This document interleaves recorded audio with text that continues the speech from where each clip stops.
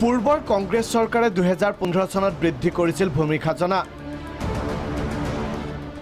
ৰাজ্যজুৰি জ্বলিছিল প্ৰতিবাদৰ জুই। সুযোগ বুজি বিজেপিয়ে প্ৰতিবাদী কৃষকক সংগ দিছিল। গগৈ চৰকাৰৰ পতনৰ ইউ আছিল অন্যতম কাৰণ।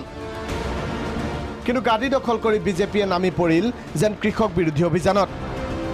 শেহতীয়াভাৱে ৰাজ্যৰ গ্ৰামাঞ্চলত বৃদ্ধি পাইছে কৃষিভূমিৰ খাজনা। 3 গুণ বৃদ্ধি কৃষিভূমিৰ খাজনা।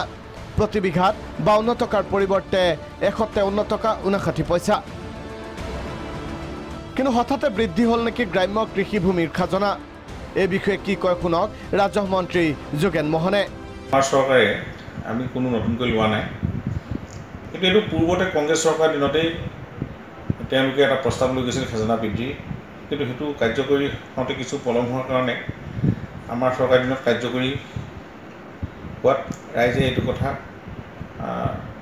যে এই চৰকাৰৰ দিনতে হৈছে বুলি ভাবিছে। শুনিলেনে? খাজনা বৃদ্ধি হ'ল। পিছে এয়া কংগ্ৰেছৰ দিনত হোৱা সিদ্ধান্তহে। বিজেপি চৰকাৰে মাথো কাৰ্যকৰীহে কৰিছে। কিন্তু সঁচাকৈ এয়া কংগ্ৰেছ চৰকাৰৰ দিনৰ সিদ্ধান্তনে? 2018 চনত এইখন চৰকাৰে খাজনা বৃদ্ধিৰ সিদ্ধান্ত লোৱা নাছিলনে? যদি কংগ্ৰেছ চৰকাৰে খাজনা বৃদ্ধি কৰিছে, তেন্তে কংগ্ৰেছৰ কৃষক বিৰোধী নীতি কাৰ্যকৰী কৰিলে কিয় সোণোৱাল চৰকাৰে?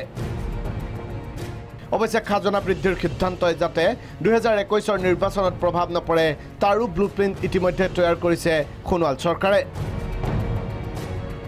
পিছে কি এই কৃষকক হাতত ৰখাৰ ব্লুপ্ৰিণ্ট? তাৰো তথ্য ৰাজহুৱা কৰিলে মন্ত্ৰী যোগেন মোহনে। খাজনা কমাব পাৰি নি কৃষক ৰাইজৰ এইটো চিন্তা কৰি আছোঁ। আমি এতিয়া আকৌ পুনৰ বিবেচনা কৰিবৰ কাৰণে আমি মাননীয় মুখ্যমন্ত্ৰী মহোদয়ক আমি অনুৰোধ জনাইছোঁ, আৰু আমি ৰাজহ বিভাগেও এই কথাটো আমি এটা প্ৰপ'জাল আমি ইতিমধ্যে আনিম। গতিকে আমি বিষয়া কৰ্মচাৰীসকলে আমি এই বিষয়টো তলত চিন্তা কৰি আছোঁ, আৰু মাননীয় মুখ্যমন্ত্ৰীৰ লগত এই বিষয়ে খুব সোনকালে আমি আলোচনা কৰি কৃষক ৰাইজৰ কাৰণে আমি এটা ভাল খবৰ দিম।